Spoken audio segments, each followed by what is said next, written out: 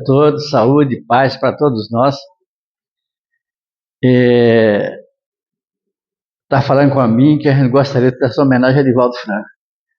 Divaldo Franco está doente, todo mundo sabe, e vinha para cá no CFN, não foi possível, teve um impedimento de saúde, teve que internar às pressas, os médicos tiveram dificuldade de fechar o diagnóstico, o fato é que ele sentia dores tão intensas que não conseguiu sair da cama. Então teve que internar às pressas, ficou internado uma semana, voltou para a mansão, no dia seguinte voltou para o hospital, e começou a ter febre, e os médicos ficaram preocupados, e agora está na mansão de volta, em plena recuperação. Identificou-se que ele está com um tumor canceroso na bexiga, mas segundo os médicos é um tumor pequeno, que é operável, é tranquilo, e já está em tratamento. Então, só para todo mundo saber, porque todos nós ficamos tão preocupados com isso, né? Chico foi embora e eu de volta na hora também, todo mundo fica logo achando como é que fica, e o canal, como é que fica agora, né? Então, felizmente, está indo muito bem. Ainda hoje nós falamos na mansão, está tudo sob controle. E nós queremos aproveitar para fazer um convite a todos vocês para um congresso que vamos fazer no mês de maio de 2027, lá em Salvador. O Centro de Convenções fica bem na frente do mar, que é um lugar muito bonito. E vai ser homenagem aos 100 anos do Divaldo. Então, em 2027, nós faremos um congresso para o Divaldo, como fizemos para o Chico, que a SODEC nos ajudou tanto. Foi um trabalhão enorme, mas foi muito bonito, né, amigo? Eu considero, nós estávamos todos trabalhando, eu considero o mais belo congresso que eu já vi. Foi esse dos 100 anos do Chico. E agora vamos ter, em 2027, 100 anos do Divaldo Franco. Como Salvador é uma cidade muito bonita, que tem muitos atrativos, seria mais atrativo do que Brasília, com todo respeito a Brasília, que nós gostamos muito daqui, mas Salvador, inclusive com visita à mansão, faz uma programação. Nós restamos com o primeiro esboço, se alguém tiver interesse eu posso deixar aqui, o primeiro esboço do congresso, estamos prontificando e vamos começar. Criamos uma comissão, vai ser um congresso internacional, vai ser um congresso estadual, e vai ser o Congresso Brasileiro, porque teremos representantes do governo do Congresso, na administração, nós vamos ter representantes do Conselho Internacional, da Federação Espírita Brasileira, que é nacional, da Federação da Bahia, que é o Estado da Bahia, e da própria nação. Então, quem vai coordenar o evento inteiro são essas 4 representações. Então, se sintam convidados, programem-se, não desencarne, não tenham pressa, não tenham pressa, porque a Bahia sempre vale a pena ir lá comer uma acarajé, né, e ouvir Divaldo, né? Nós estamos até escolhendo uma data que seja noite de lua, porque tem um evento que o Divaldo participou uns anos atrás, Organizações das Nações Unidas programaram lá em Nova York, tem uns 8 ou 10 anos, um evento que era o objetivo de construir a paz no mundo, que era a aspiração de Gandhi e do próprio Cristo. Então, estabeleceu-se que todas as religiões iam trabalhar para que os seus adeptos não aceitassem para nenhuma guerra. Seria uma maneira de as pessoas, se for para brigar, eu não vou. E acabar com a guerra do mundo era o propósito. Foi lá no Hotel Astoria do Nova York, tão famoso. Só que logo depois teve aquele problema das torres gêmeas, né, aqueles aviões, aí depois começou a outra guerra e a coisa não avançou. E o Divaldo criou aqui no Brasil o movimento Você é a Paz, que aqui em Brasília já fizemos mais de uma vez, e ele tem espalhado por vários países do mundo, e no Brasil quase todo, o movimento Você é a Paz. Na cidade do Salvador, votou na Câmara de Vereadores, no dia 19 de dezembro, é um dia meio ruim, porque perto do Natal, viagem está complicado, né? 19 de dezembro é o dia do movimento Você é a Paz, que ele faz ali, em princípio, ali no Campo Grande ali perto do Teatro Castro Alves. É um evento muito bonito. Eu fui algumas vezes, quem puder ir, vale a pena ir. Então, aí com isso, não morreu o projeto lá da ONU, e o Divaldo está com ele por aí. Então, nós queremos aproveitar hoje para fazer uma homenagem também ao Divaldo, a despeito da saúde está precária, mas falar sobre isso, nesse esforço que ele fez e continua fazendo a despeito da enfermidade, para divulgar e construir a paz. Tanto que o foco do Congresso vai ser a paz. O Divaldo é embaixador da ONU para a Paz, então o Divaldo é embaixador da paz. Essa é a proposta do nosso Congresso em 2027. Mas aproveitando esse contexto, em homenagem a Divaldo, nós vamos lembrar uma palestra que ele gosta, porque eu li e ele leu. Quando eu morei na Europa, eu comprei esse livro, li mais de uma vez, e ele relata uma obra, um trabalho do Dr. Pierre Raspace, que foi um pastor protestante, batista, holandês, e que estava na França, fugindo da guerra, na época da Segunda Grande Guerra. Ele escreveu um livro chamado Esses Dias Tumultuosos. Então, é um livro belíssimo, quem gosta de ler, vale a pena ler, um volume meio de 700 páginas, mas um livro muito interessante para se ler. E uma das histórias exatamente essa que nós vamos contar é que o Divaldo estou contando por aí. Mas como não é proibido, então a gente aproveita para lembrar em homenagem a ele, né? O Dr. Van Passen, ele escreveu 7 livros conhecidos, todos eles viraram filmes. Você vê o conteúdo e beleza que ele conseguiu impregnar as suas páginas. E ele relata que, logo depois da guerra, ele estava morando na Inglaterra, e a guerra estava avançando muito, a Segunda Grande Guerra, e ali o estreito que está entre a Alemanha e a Inglaterra é muito estreito, e estava, na época, primeiros avanços do cientista chamado Von Braun, que era físico alemão, e ele inventou as bombas voadoras, que hoje são os foguetes, essas bombas que são lançadas de avião, de outros instrumentos, né? Na época era o primeiro instinto que voava, que era praticamente sem limite. Então ele saiu dali porque ele era de origem judia, e os judeus todos foram muito perseguidos na época da guerra por Adolf Hitler. Naquele ambiente, ele então migrou para a França na expectativa de estar não tão próximo da Alemanha e para preservar a família. Ele tinha 2 filhas, a mulher dele, um filho que quando chegou aos 18 anos, foi convocado pelo governo inglês para ir para a guerra. Ele perguntava para a guerra, para que a guerra? Por que nós temos que ter guerra? Por que nós precisamos da guerra? Então, mas o filho foi convocado e morreu na guerra. A guerra geralmente, infelizmente, é assim. É essa coisa bruta, desnecessária, absolutamente estúpida, como está acontecendo agora lá no Oriente Médio. Ali estão nossos irmãos russos brigando lá com o pessoal da Ucrânia, e estamos ali os judeus naquela região ali mais próximo dele, num momento absolutamente infeliz, muitíssimo dinheiro e muitíssimas vidas sendo destruídas, além de cidades inteiras e pessoas. Então, na hora dessa, a gente tem que orar muito e confiar na providência divina, porque é o que nos resta para dar um mínimo de bom senso aos dirigentes dessas nações. Então, o Dr. Van Passen, ele estava em Paris, e todos os dias na igreja dele, ele dirigia a igreja e trabalhava lá o dia inteiro até a noite. E ficava ali na expectativa que ele tinha de ajudar as pessoas depois da guerra, muita dor, muito lamento, muito problema, muita viuvez, muita criança órfã, que os pais vão morrendo nas guerras, e ele ficou ali para ajudar o que ele chamava os filhos do Calvário. Naquele ambiente, então, ele saía, chegava às 8, 9 horas e voltava para casa no último metrô. Os ambientes eram muito difíceis naquela época. A fome, a dificuldade, as lutas, os ex-combatentes que se desequilibram emocionalmente, armaram mãos sofridas, e Paris se encheu, não, compreensivelmente, de assaltantes, corruptores, etc. Então, quando ele desceu do trem, naquele dia, desceu do metrô, o último do dia, ele desceu, quem conhece Paris, o metrô lá assim, tem vários níveis, e ele entrou em aquelas colunas gigantes, depois da meia-noite, e estava ali um ambiente de sombra, em silêncio, mas ele percebeu que havia alguém seguindo. Ele ficou meio assustado por causa dessa ambiência de incerteza e insegurança. E foi se dirigindo para a escada do último degrau, que é muito profundo, e a único metrô do mundo que é maior do que o de Paris é de Praga.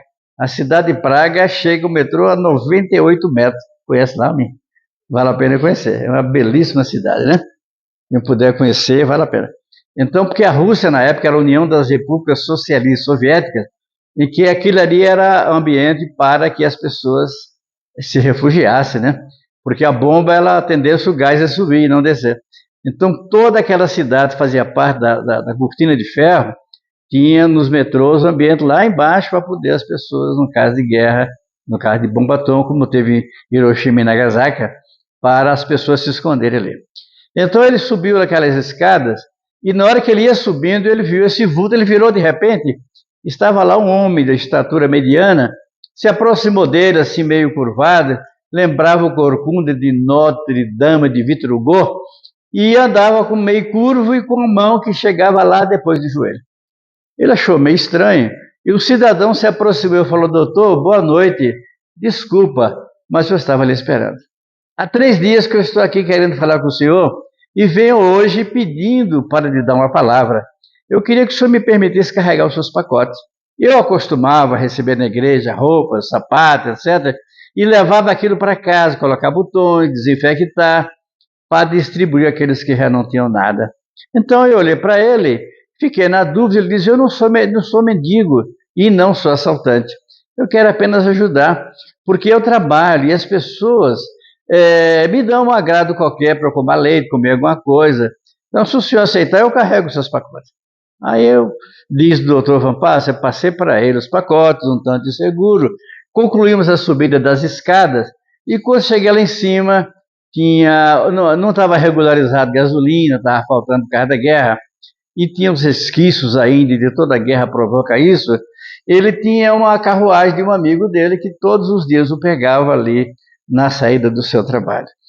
Quando ele chegou lá na carruagem, ele disse: olha, está aqui, devolveu, mas ele sentiu assim uma onda de ternura por aquele ser estranho, que o sorriso era uma carantonha, e ele deixou para ele, e na hora que ele foi devolver, ele disse: por acaso não quer uma carona? Ele deu um sorriso e disse: bom, já que o senhor insiste, com prazer, e entrou na carruagem. Assim que entraram na carruagem, ele limpou o vidro, porque estava nesse ano em especial muito frio, era perto do Natal. O Natal na Europa é muito frio, algumas cidades em especial, na Dinamarca chega a 30 graus negativo, em Moscou chega a 40 graus negativo, é muito frio, né? O país abençoado é esse aqui. Então, ele diz aquelas neves pingando, desse ano em especial, estava caindo muita neve em Paris. E ele olhou para trás e viu as torres da igreja de Notre Dame, e aquelas torres como se fossem dedos de concreto se dirigiam aos céus, como se pedisse misericórdia para os equívocos dos homens. Então aquele ser sentou no canto e olhou para trás, limpou com a mão ali para poder enxergar a torre e perguntou: doutor, o senhor crê em Nossa Senhora de La Consolação? Diz: claro, eu sou um pastor protestante e acredito tranquilamente. Ah, pois é, mas ela é a mãe de Jesus. E a minha mãe dizia que Nossa Senhora, no dia de Natal, ela sai por aí e ela ajudando as crianças, os pobres, levando roupa, alimento, brinquedos. Então, é a razão que eu estou aqui. Eu falo muito mal a língua e escrevo pior. Então, eu queria lhe pedir se o senhor poderia fazer uma carta para Nossa Senhora de La Consolação. E o que é que você quer pedir? Como é que é o seu nome? Meu nome é Hugo Lan, eu tenho 15 anos. Não parece, né, doutor? Parece muito mais, porque eu sou exemplo do sofrimento. E o sofrimento não tem idade. Então, ele disse que olhou aquela criatura estranha e sentiu um envolvimento de ternura quase paternal. E perguntou: o que é que você quer pedir a Nossa Senhora? Já que o senhor vai escrever para minha carta, e Nossa Senhora tem ainda 3 semanas até o Natal, o senhor peça a ela um par de sapatos. Eu nunca tive um par de sapatos. Eu fui olhar e olhei os pés dele. Ele estava com aqueles tamancos holandeses gastos e os pés estavam arroxeados pelo frio. Eu prometi a ele que faria carta. Você quer pedir o quê? Eu quero pedir um par de sapatos. E já que eu vou pedir, vamos pedir a coisa que eu gosto. De vez em quando eu ando pelas ruas e vejo nas vitrines, eu vejo sapato branco e marrom. Está na moda. E eu nunca tive sapatos, então seria a oportunidade de ter um sapato que coubesse meus pés. Dizem que todo mundo tem um pé maior e o outro menor. O direito é maior, o esquerdo é menor. No meu caso é o contrário. O meu esquerdo é maior, o meu direito é menor. Então é 40 e 41. Diga isso a Nossa Senhora. O senhor promete escrever e pôr no correio? Prometo, Golan. Como é que é o seu nome mesmo? O Golan. O Golan de quê? O Golan me chama na rua, o Golan, o Corcunda. Então saímos ali. Quando chegamos na casa, eu preparei para descer e pedi ao cocheiro que levasse o Golan até a sua casa, onde ele morava. Ele disse: não, doutor, por acaso o senhor não quer que eu carregue um pouco mais? Voltei e convidei, ele não quer entrar, tomar um copo de leite quente, um pedaço de pão, um pedaço de queijo. Ele disse: já que o doutor está existindo, eu aceito. Ele desceu, chegou lá embaixo, o doutor Van Passen ligou a lareira para aquecer o ambiente, e ali preparou uma porção de leite quente, aqueceu rapidamente, com uma boa e farta porção de queijo e pão deu a ele. E na hora que ele subiu, que foi lá em cima buscar fumo para o seu cachimbo, ele voltou e estava o Golan olhando sem comer. Diz o Golan: o que foi que houve? Doutor, eu sou educado, eu estou esperando o senhor para comer comigo. Não, Golan, eu já lanchei em Paris. Então ele comeu aquilo ali com uma certa rapidez, e quando terminou ficou olhando calado para o prato, vazio. Por acaso você aceitaria um pouco mais? Ora, doutor, eu estou há 2 dias sem comer nada. Então, se o senhor me der hoje, eu já como, porque amanhã eu posso não ter, eu já como hoje. Ele foi lá preparar outra porção, entregou para o Golan, e ele voltou a comer aquilo com uma certa rapidez. A fome é assim, a pessoa come mais depressa, né? Então, conversaram e disse: ô Golan, o que é que você faz da vida? Eu trabalho, eu dou recados, eu carrego pequenos volumes, e as pessoas me dão agrado, e com esse agrado eu vou sobrevivendo. Mas, eu posso pedir um favor ao senhor, doutor? Claro, Golan, o que é que você quer? Eu gostaria que o senhor, eu sei que o senhor tem um gramofone é uma espécie de vitrola, lá nos anos atrás, muitos anos atrás, que foi trazido aqui para o Brasil no tempo de Edson da Lâmpada. O Brasil importou através de um dos diretores da FEB, que era um judeu americano brasileiro. E ele veio para o Brasil porque a sua filha teve um acidente, era a filha única dele, Frederico Figner. Morreu e ele ficou em pânico. Foi para os Estados Unidos, para a Alemanha, rodou o mundo, queria notícia da filha, e descobriu que no Pará existia uma médium chamada Ana Prado que materializava espíritos. E tem até um livro chamado A Mulher Conversava com os Espíritos, que vai virar filme agora, estamos negociando isso. Então, nesse contexto, ele foi lá e deve ter sido uma experiência extraordinária, porque na hora da materialização, não sei se alguém já viu, o espírito materializa, você pode pegar, abraçar, conversar com ele. Dá a impressão assim de uma coisa meio borrachuda, mas essa é a imagem de quem abraça um espírito materializado. Então a filha veio, abraçou, sentou no colo dele, beijou, chorou com ele. Imagina a emoção para um familiar num quadro desse. E ele foi amigo do Chico depois, era um empreendedor, ficou muito rico, deu uma fazenda para o Chico, uma fazenda enorme aqui em Mato Grosso, e Chico não aceitava nada, ele na mesma hora passou lá para a Comunhão Espírita de Uberaba. Então, naquele ambiente, diz o doutor Van Passen, ele subiu, chegou, convidou, e ele disse: só poderia lhe pedir uma gentileza? Põe no gramofone uma música, e eu não sei o nome, mas eu vou assobiar. Ele assobiou a música, e o doutor Van Passen foi lá, pegou o gramofone, pegou o disco, naquele tempo ainda tinha, hoje só lembrança, né? Colocou lá, e ele disse que a música era uma das suas preferidas. A música foi enchendo o ambiente de lembranças, de alegrias e de saudades. Naquele momento, então, ele viu que o Golan encostou um pouco na coluna do apartamento e ele viu que as lágrimas começavam a descer dos seus olhos. Ele olhou para ele estava muito emocionado, de repente ele fechou a porta, saiu, correndo na noite, sem dizer nada. No dia seguinte, eu fui na expectativa que ele estivesse me esperando. E daí para frente, todos os dias, ele vinha, ajudava dos pacotes, eu lhe dava um pouco de leite com pão e queijo, e ele continuou, ficamos amigos. Chegou um dia que eu falei com ele: ô Golan, o que é que... Você tem família? Não, doutor, eu não tenho família. Bom, eu não tenho família. Mas por que você pergunta? Porque eu também não tenho família. E eu gostaria de lhe convidar, no Natal está se aproximando, e eu estou sentindo muito só. O Natal é um ambiente de família, de grupo, de gente junta, e eu não tenho com o que ficar. Estou lhe propondo, você não quer ser meu filho? Eu conheço o juiz, você tem 15 anos, eu tenho 60, poderia ser até seu avô, mas se você aceitar, eu vou falar com o juiz e acelerar os papéis. E eu lhe adoto como filho, mas doutor, eu não posso aceitar. Eu não me sinto à vontade, estou explorando o senhor, eu não aceito.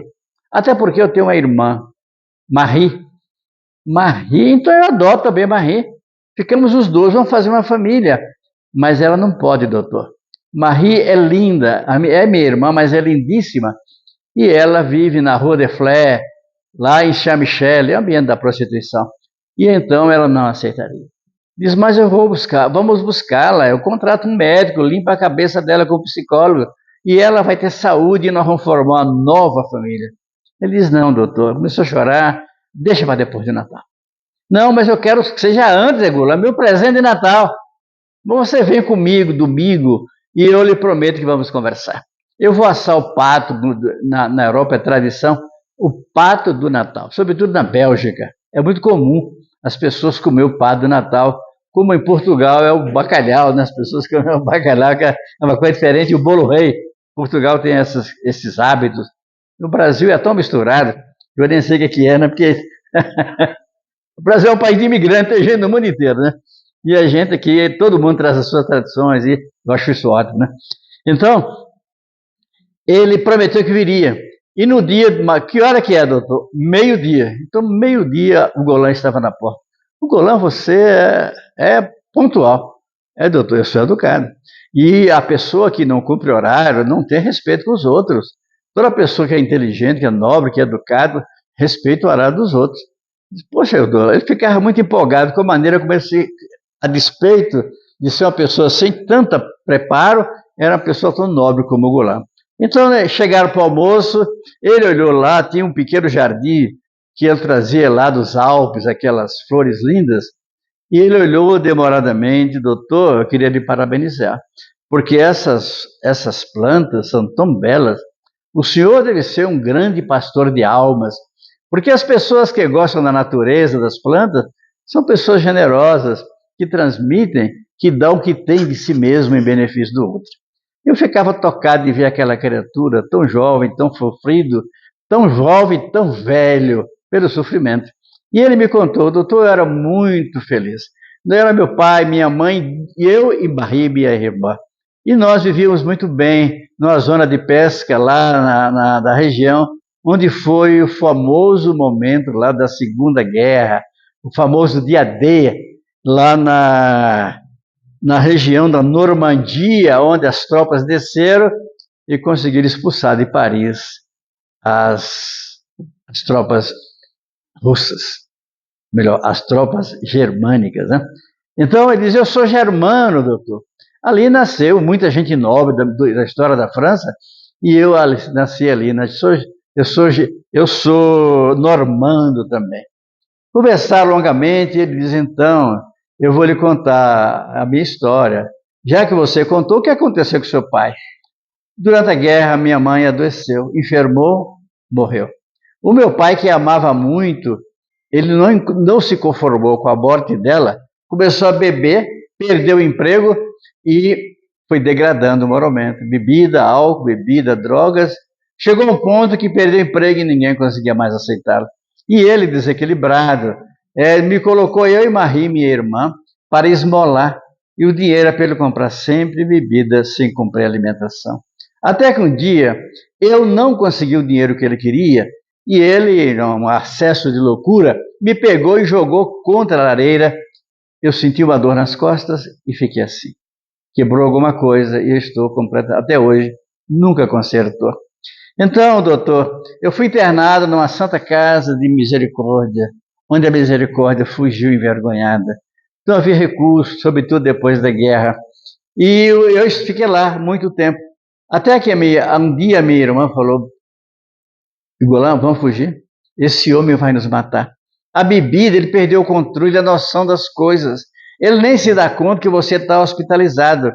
Vamos fugir a Paris?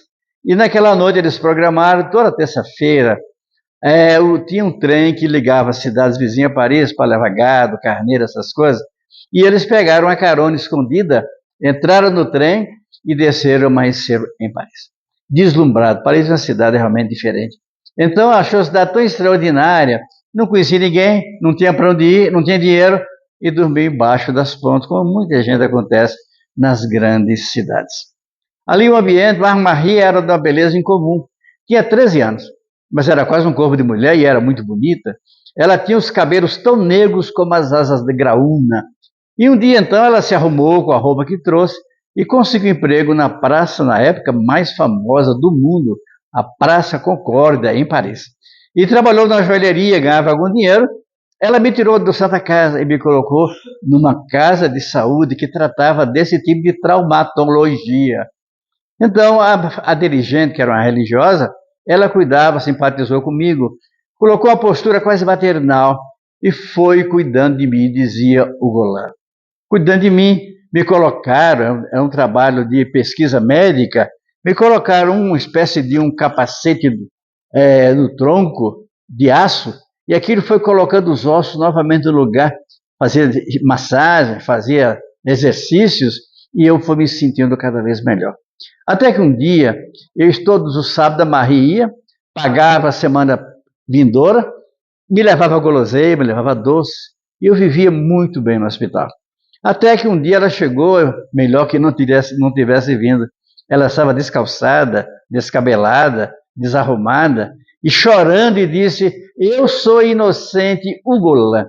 Então, ela chorando e não me dizia por quê, e de repente chegaram dois mondargas, dois homens, animais quase, vestidos de homens. Chegaram dois policiais, agarraram-na, esbofetearam-na e prenderam dizendo que ela tinha roubado as joias na joalheria. Então, eu pude ouvir ainda sem poder fazer nada, eu pude ver que ela foi andando pelos corredores arrastada e ela gritava, eu sou inocente, Golan. E eu fui ouvindo que a sua voz foi sumindo ao longo dos corredores. O tempo se passou e logo depois a madre superiora diz, meu filho, infelizmente você não pode ficar aqui. A sua irmã pagava, mas agora aqui não é coisa pública. Aqui é uma pesquisa de cientistas suíços que estão fazendo estudos sobre traumatologia, esse tipo de coisa. E, infelizmente, você não pode ficar. Mas, irmã, minha irmã não roubou. Eu sei que ela jamais roubaria. Pois é, meu filho, mas a acusação é essa. E a justiça determinou isso. Então ele pediu para tirar aquele escudo que o tratava tão bem. Ela lhe deu um pedaço de pau para ele se apoiar. E ele saiu para a rua e foi dormir embaixo da ponte. A umidade afetou a saúde, problemas de toda a ordem, até que eu fiquei sabendo que Marie estava presa. Ia ser julgada ali mesmo, no bairro, porque esses crimes menores eram ali mesmo resolvidos pelo juiz.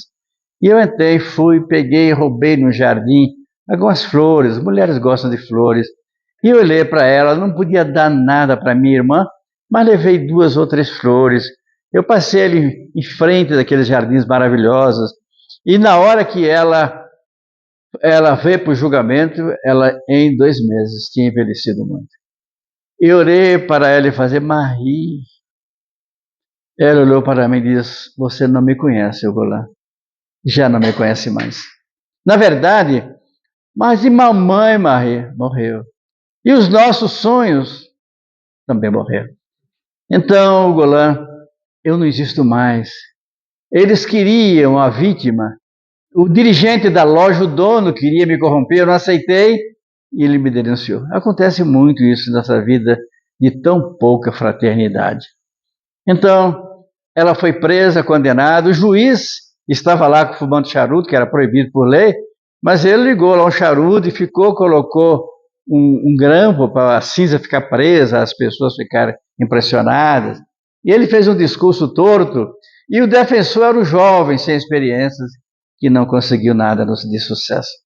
Marie foi condenada na Conciergerie, é lá a prisão onde ficou Marie Antoinette, antes de ser degolada na guilhotina de Paris.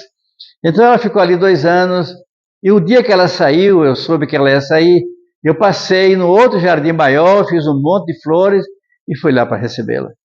Ela me olhou com tanta frieza. Nós não existimos, Ugolã. Nós não somos natimorto. As pessoas miseráveis e pobres na sociedade não existem.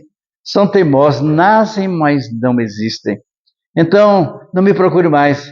Eles me resgataram. E aqui nós somos vendidas depois disso aqui.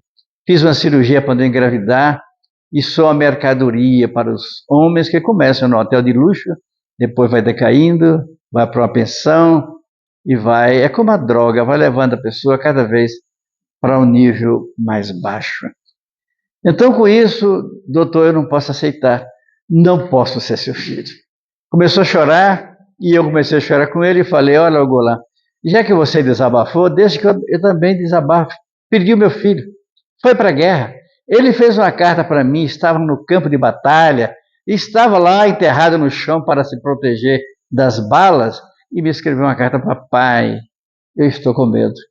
Aprendi contigo que a gente tem que orar, confiar em Deus, perdoar e amar. Aquele cidadão que está lá do outro lado era meu colega da universidade. Nós nos amávamos como os companheiros e colegas. E agora um louco diz que a gente tem que atirar, porque ele é meu inimigo, eu mato, ele me mata. A guerra realmente é isso. Então, papai, não sei se lhe verei ainda, Pai nosso, e terminou aí. A carta estava coberta de sangue, de algum resíduo da parte do cérebro que a bomba passou naquela hora e ele morreu. Então, Golã, eu perdi o meu filho. Quando eu ia para casa, já aqui em Paris, minha mulher me aguardava em casa com as minhas filhas, e as bombas voadoras dos alemães, de Von Braun, vieram e eu senti o barulho, eu deitei no chão, a bomba passou, caiu sobre a minha casa, matou minha mulher, matou os meus filhos. Infelizmente a guerra é isso, a ingratidão, a animalidade das criaturas humanas. Então, por isso, Golã, vamos nos unir. Você vai ser o meu filho, vamos trazer Marie, vamos formar uma família do Natal. Doutor, tudo bem, depois do Natal nós conversamos. Mas no dia do Natal eu aguardava o Golã, e na hora que eu saí, um pouco antes do almoço, eu tinha preparado um pato, comprei o par de sapato marrom e branco, e fui comprar na loja vizinha de Pierre, fui comprar lá um pouco de tabaco para o meu charuto, para o meu cachimbo.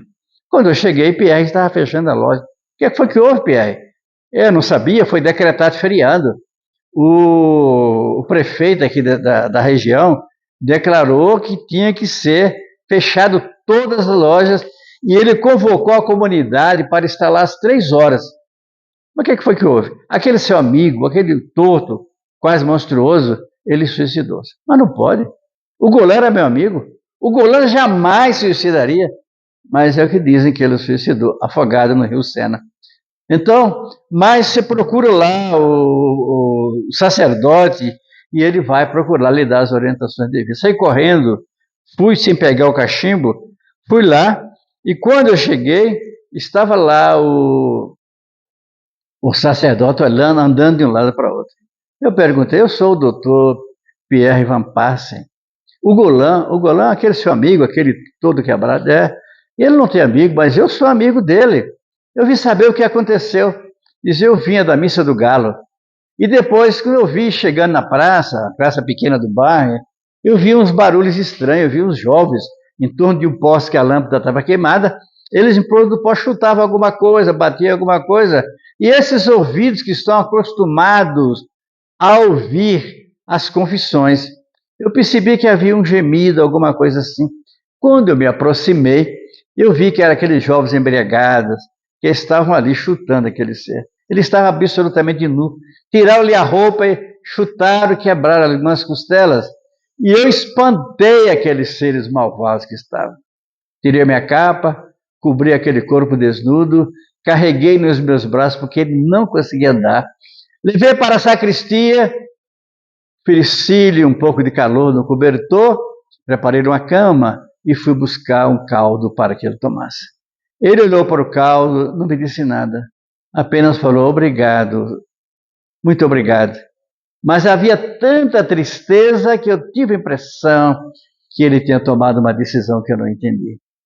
No dia seguinte, eu estava celebrando a missa, e aí então era o abade, diz, eu estava celebrando a missa e na hora que eu levantei o cálice com a hóstia, duas crianças entraram correndo na missa e diz, Abade, pegaram um homem que está morto lá no Rio Sena. Eu interrompi a missa, peguei a polícia, fui lá, busquei e era o Goulart. Mandei fazer um cachorro branco, já que a vida tinha lhe sido tão ingrata, preparei e coloquei no centro da igreja. Convoquei o bairro para que no Natal tivesse o mínimo de solidariedade e viessem todos. E eu estou lhe convidando, doutor Van Passa, para que venha aqui às 3 horas, que eu vou fazer um discurso em homenagem a ele. Só que na hora que eu estava nesse ambiente, a polícia descobriu nos bolsos de Goulart uma fotografia de uma menina, toda amassada, e o endereço e o nome chamado Marie. Eu mandei o policial buscá-la, quando chegou lá, era aquele ambiente já no mínimo, no pior degrau da prostituição. Terceiro andar, daquele ambiente lamentável. O policial chegou e disse, eu venho da parte do Abade de la Vidé. Abade, ele manda ele falar sobre o Goulart. O Goulart é meu irmão, mas ele suicidou-se. Ele diz, não pode, o Goulart jamais se suicidaria. Mas o sacerdote saiu, ela bateu a porta, e quando chegou lá embaixo na escada, ela ouviu o estampido de um tiro. Ela tinha se suicidado. Eu mandei buscar o corpo, disse o Abade. Mandei fazer outro caixão exatamente igual, branco como o anterior. Deixei os dois, para que a sociedade visse o quanto nós somos animalizados. E quando foi às 3 horas, ele subiu o púlpito e falou, cristãos, a palavra parecia uma chicotada. O que fazem vocês, cristãos? Porque somos incapazes de ter solidariedade e ter respeito com as pessoas que sofrem. No dia que eu morrer, o Senhor vai me chamar Abade de la Vidé, o que fizesse das ovelhas que eu lhe confiei. Eu farei algo com meus ombros, com vergonha, não direi nada. O Senhor novamente me dirá pela segunda vez, Abade de la Vidé, o que fizesse das ovelhas que eu te confiei. Eu baixarei os olhos em lágrimas e também não direi nada. Mas na terceira vez o Senhor vai me dizer monossilabicamente, Abade de la Vidé, que fizestes das ovelhas que eu te confiei. Eu então direi um grito, não era ovelha, Senhor, eram lobos rapazes, ingratos e maus. Então eu lhes convido para que sepultemos aqui, quem for a Paris, e for à igreja de Notre Dame, do lado, lá um pouco à direita, estão lá 2 sepulturas. São os 2 irmãos. E eu estou pedindo a Deus, já que eles não tiveram alegria na terra, ele possa ter alegria na espiritualidade. Mas ele tinha perguntado ao Abade, por que fizeram isso comigo? Se o Natal de Jesus era amor, era perdão, era solidariedade. O Abade diz, eu não sei, meu filho. Tem coisas que a gente não sabe. O doutor Pierre, que eu adotou como filho espiritual, também não tinha resposta, porque as igrejas protestantes não estudam esses temas. E quanta falta faz o conhecimento da doutrina da reencarnação. Assim, meus irmãos, é uma história dolorosa e triste para o Natal que está chegando. Mas nós queríamos aproveitar para homenagear Divaldo Franco, que foi um batalhador da paz. A Mansão do Caminho são 5.000 pessoas todos os dias. Só criança, 3.262 crianças. Desde o berçário, 3 meses, até no 2º grau. E agora está surgindo os cursos de administração, pedagogia, filosofia, sociologia. É um trabalho de dedicação inteira e plena. Divaldo, nós estamos torcendo que ele segure até 27. E vou pedir que orem para que ele fique até 2027. Porque ele faria 100 anos.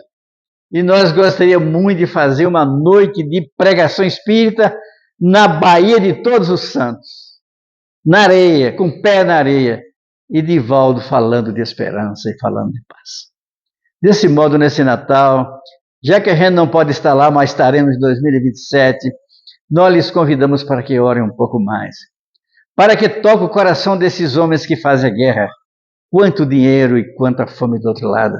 A África, e não muito na África apenas, aqui no Brasil, em alguma cidade interior, há muita gente carente. A América Central é pior do que a América do Sul, muita pobreza. Conheço toda ela no trabalho que a gente faz. Estive em Moçambique pela Federação Espírita Brasileira e vimos que os nossos irmãos da África são situações profundamente dolorosas. Não tem médico. A maioria são curandeiros, que utilizam raízes, que utilizam casca, que utilizam folhas, e a medicação vai daqui do Brasil, garrafadas, que aqui em Goiás é feita e eles levam para lá. Então nós estivemos lá levando livros, conversando com eles, estudando a situação. É tanta carência à África que a gente se torna melhor. Porque ele vê o quanto Deus foi generoso conosco. Existe um grupo de jovens médicos aqui do Brasil que vão para lá uma vez de cada 3 meses. Não tem água. Os rios são temporários, só quando chove. Quando não chove, não tem água. E tem que fazer um poço artesiano que é caro, eles não têm dinheiro. Então o pessoal faz uma vaquinha, manda fazer lá o poço artesiano. E os leitos do rio que está úmido, a gente aprendeu a fazer, plantar verduras, folhas, coisas assim, para eles se alimentarem. Ali, houve muita guerra, sobretudo em Angola, o maior país do mundo que tem tanta gente mutilada. Porque eles usavam bombas no chão, tipo de bomba que a pessoa pisa e explode perto da perna, perto do braço. Bate a enxada, explode. O carro vem, explode. O Exército Brasileiro deu uma contribuição enorme, mandou especialistas desarmar essas bombas. Como transformar soldados em agricultores. Foi um trabalho que o Brasil fez e faz. E a princesa Diana fez um apelo à ONU para que proibisse esse tipo de armas em todas as guerras, no que foi atendido. Desse modo, meus irmãos, para não alongar, já que o tema é triste, e nós queremos falar de esperanças, vamos esperar que o Divaldo está recuperando, se Deus quiser, nos preparamos para estar na Bahia em 27, e gostaria de pedir aos senhores e senhoras de alguma coisa de si nesse Natal. Se tem alguma rusga em casa, não vale a pena. Se tem uma dificuldade com os filhos, com o marido, com a mulher, a rusga não vale a pena. Faça alguma coisa maior, porque o maior está dentro de você. O maior está no nosso sentimento. O maior, que é efetivo e importante, está no nosso coração. E nós, se quisermos que o mundo melhore, nós temos que começar por nós mesmos. Daí porque Jesus dizia, amai-vos uns aos outros como eu vos tenho amado. A Madre Teresa de Calcutá, estou encerrando, viu a mim? Madre Teresa de Calcutá, nós sabemos que ela não é indiana. É de um paísinho do leste, ali perto da Rússia. E ela foi para a Índia porque ela tinha a vocação de ajudar, da caridade, como o tio Dr. Van Passen. Ela foi para lá e ficou no convento, era uma ordem religiosa. A Índia tinha na época 100 mil leprosos. E a prefeitura não tinha dinheiro. Hoje a Índia está andando muito bem economicamente. Tem 1,5 bilhão de pessoas, é muita gente. É muitas vezes igual o Brasil, 200 e pouco, não é isso? Então, 1,5 bilhão de gente. 300 milhões vivem bem, são os maiores matemáticos da Terra. Os maiores entendidos de computação da Terra são lá. Então, o resto é pobreza. E tem aquelas castas em que os Mahatmas são pessoas tão nobres que os pobres não podem andar contra o sol, porque se a sombra tocar no nobre, eles são chicoteados e presos. Olha que civilização estranha, né? Então a Madre Teresa chegou ali e o convento precisava de dinheiro e a colocou para ensinar inglês para as alunas da escola. Um fim de semana ela saiu e resolveu conhecer o interior da Índia. E aí, então, ela pegou um trem, Maria Fumaça, disse ela que tinha tanta gente, mas tanta gente, que ela levantou o pé uma certa hora, que ela não tinha banco para sentar, não conseguiu colocar o pé no chão. Demorou 3 horas para rodar 5 quilômetros. Quando parou o trem, ela viu que as pessoas foram caindo, 3 pessoas caíram mortas. E ela começou a se perguntar, meu Deus, que mundo é esse? As pessoas morrem e ninguém dá importância.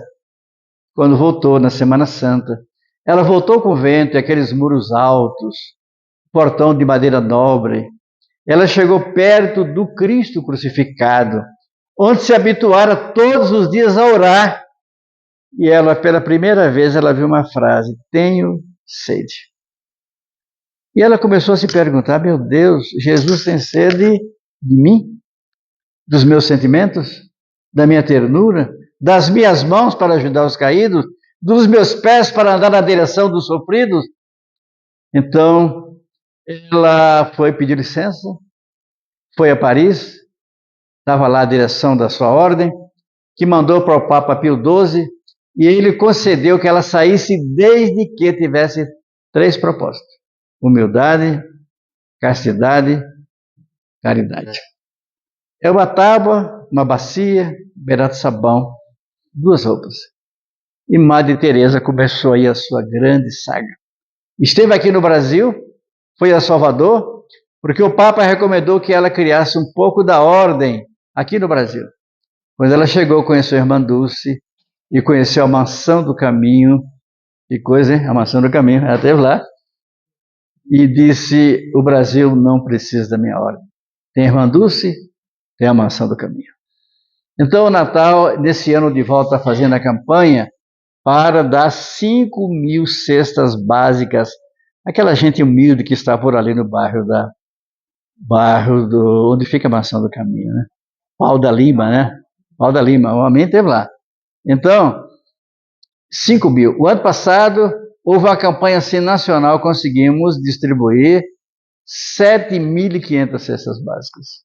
É lindo ver aquelas pessoas levando a festa de Natal para gente que não tem muito ou quase nada, mas estamos ali felizes, e a Mansão do Caminho faz esse trabalho extraordinário. Divaldo, que é o mentor disso aí, foi o construtor junto com o Nilson, ele está lá ainda conosco. O dia que Nilson desencarnou, o Divaldo estava na Espanha, me telefonou: Rabelo, vai lá, eu não posso ir, eu estou num congresso. Eu combinei com o Nilson que aquele que tombar, prossegue, o que não foi, continue trabalhando. Eu fui lá fazer uma prece. Fiquei com vergonha, o Divaldo pediu para mim, logo para mim. Então fui. E quando cheguei lá, estava o Nilson. O Divaldo não deixou abrir, deixa o caixão coberto. Colocou a figura do Nilson grande num banner, disse: imagina o Nilson trabalhando, é isso que ele queria.